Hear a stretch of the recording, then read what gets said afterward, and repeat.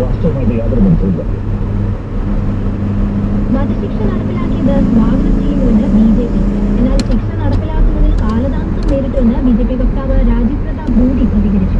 Well, there is news that the government has ordered the hanging of Afzal Guru this month in 2006.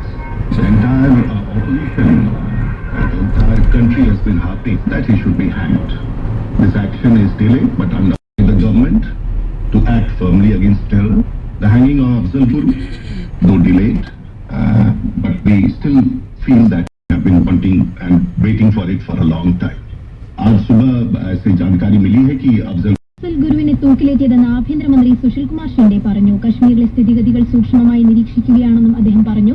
പുതിയ രാഷ്ട്രപതിയും ആഭ്യന്തരമന്ത്രിയും ചുമതലയേറ്റ ശേഷം ഇത് സംബന്ധിച്ച് വിശദമായ പരിശോധന നടത്തിയിരുന്നുവെന്നും അറിയിക്കേണ്ട കോടതിയെ അറിയിച്ചുവെന്നും അദ്ദേഹം പറഞ്ഞു.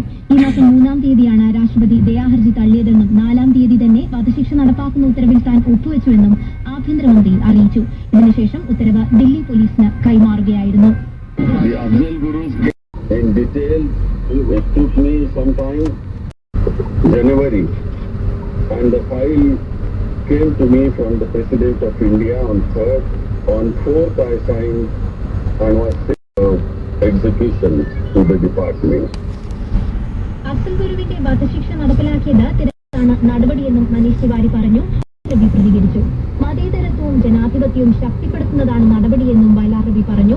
വൈകിയാണെങ്കിലും ശിക്ഷ നടപ്പാക്കിയതിനെ സ്വാഗതം ചെയ്യുന്നതായി ഗുജറാത്ത് മുഖ്യമന്ത്രി നരേന്ദ്രമോദി പ്രതികരിച്ചു. അതേസമയം വധശിക്ഷ സങ്കടകരമാണെന്നാണ് കോൺഗ്രസ് എം പി മണിശങ്കർ അയ്യർ പ്രതികരിച്ചത്. രാജ്യത്തിന്റെ നിയമ സംവിധാനം ഉയർത്തിപ്പിടിക്കുന്ന നടപടിയാണ് അഫ്സൽ ഗുരുവിന്റെ വധശിക്ഷയെന്ന് സിപിഎം പോളിറ്റ് ബ്യൂറോ അംഗം സീതാറാം യെച്ചൂരി പറഞ്ഞു. വർഷങ്ങളായി നടന്ന നിയമ നടപടികൾക്ക് അന്ത്യമായതായും യെച്ചൂരി പറഞ്ഞു. അഫ്സൽ ഗുരുവിന്റെ വധശിക്ഷ നടപ്പാക്കിയ സാഹചര്യത്തിൽ രാജ്യത്തെങ്ങും ജാഗ്രതാ നിർദ്ദേശം പുറപ്പെടുവിച്ചിരിക്കുകയാണ്. ദില്ലി, മുംബൈ ഉൾപ്പെടെയുള്ള തന്ത്രപ്രധാന മേഖലകളിൽ പ്രത്യേക സുരക്ഷാ നിർദ്ദേശം നൽകിയിട്ടുണ്ട്. അഫ്സൽ ഗുരുവിന്റെ ജന്മഗ്രാമമായ സോപാർ ശ്രീനഗറിൽ നിന്നും 35 കിലോമീറ്റർ അകലെയാണ്